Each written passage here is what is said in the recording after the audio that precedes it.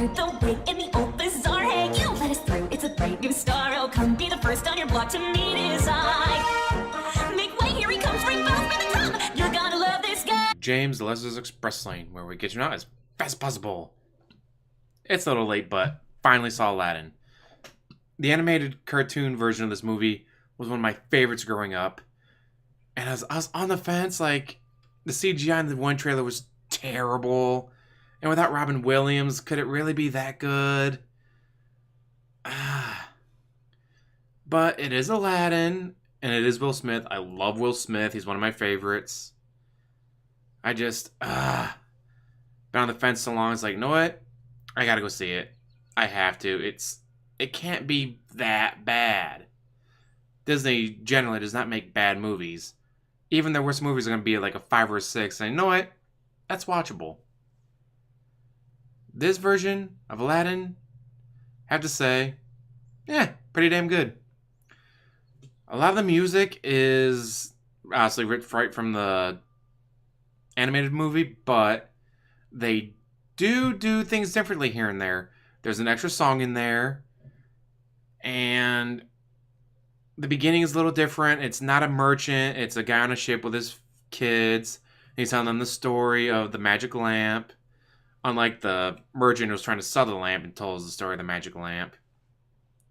One thing I like with this movie is, unlike the movie Gods of Egypt, it's not completely 100% white people. God of Egypt, or Gods of Egypt. Let's make a movie called Gods of Egypt that takes place in Egypt. Who should we cast?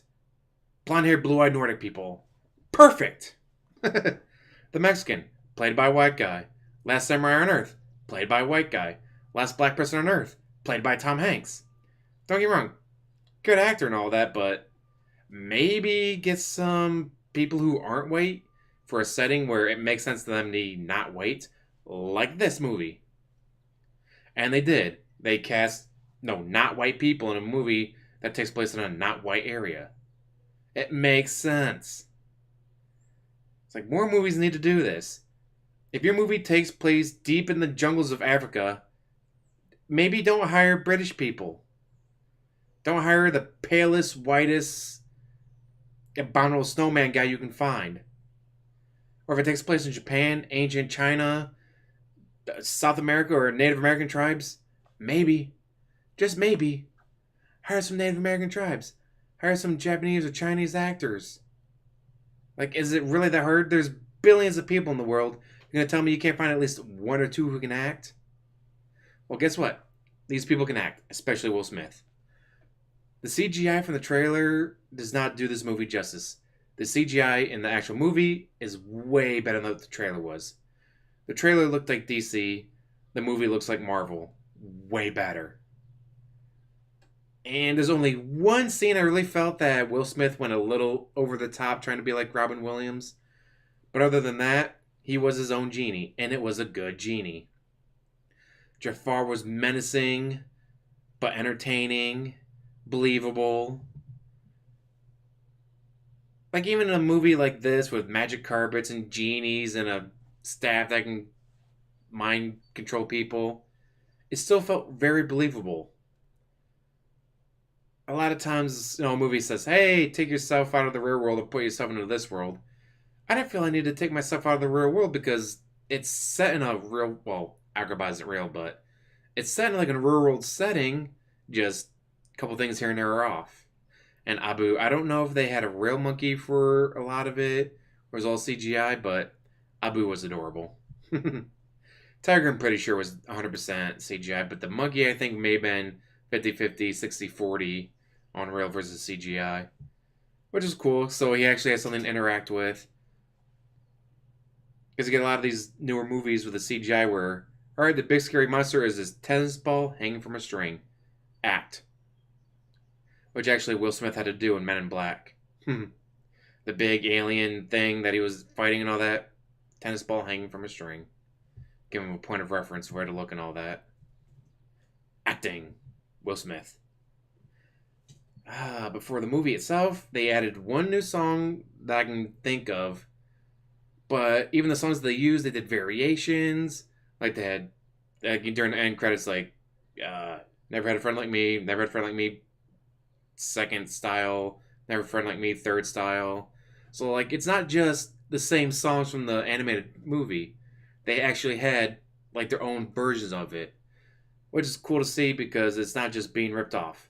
Although, damn it, Gilbert Gottfried is still alive. He could have been Iago. The parrot was just a parrot. It talked like a parrot does. But damn it, Gilbert Gottfried is still alive. He could have played the parrot. That would have put this movie over the top for me if they got Gilbert Gottfried to come back to voice Iago. Now, here's the thing though. Movie is making money. It's already broken even at least.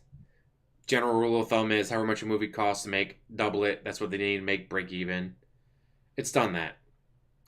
Will they do Aladdin 2, Return of Jafar? Will they do Aladdin 3, Prince of Thieves? Because here's the thing. Aladdin 2, Return of Jafar, that wasn't Robin Williams. That was Dan Castellaneta from Simpsons. And the third one, Prince of Thieves, Robin Williams came back to do the voice of the genie. But those were like directed DVD sequels, pretty much fan fiction. Because in the actual animated movie, like, alright, the genie's free. Well, what makes it think he kept his powers? The merchant at the beginning that tells the story is voiced by Robin Williams. Thus, like, implying that that's the genie, that he became human. And in this movie, well, just like it ended in the original, they kind of, don't get me wrong, they changed scenes here and there. They changed things up. The ending is different. Characters do things differently from the animated movie, which, again, I support. So it's not just, yep, saw this movie scene for scene 20 years ago when it first came out. There's no point in spending your money on seeing this. No, there is a point in seeing this movie. It is good. The musical parts are great. Some of the scenes are amazingly well done. Like, anything with Jafar was just, you just feel that menacing power glare from him. This movie is definitely a good watch. It's not a must watch like Endgame, but if you got the time, you want to go see a new movie, see this movie. Especially if you liked the original Aladdin. I don't know if they're going to have a 2 or 3 because just the way that it went. Anyways, but yeah, go see this movie. It's pretty cool. And I have the link to the song that I used for the opening trailer and all that. Yeah, go ahead. It's in the description box down below. Check it out. She has a lot of music like that, so I thought it was pretty cool. And as always, like, subscribe, comment down below, and have a wonderful day. Yay, I get to see Aladdin. Awesome. Finally.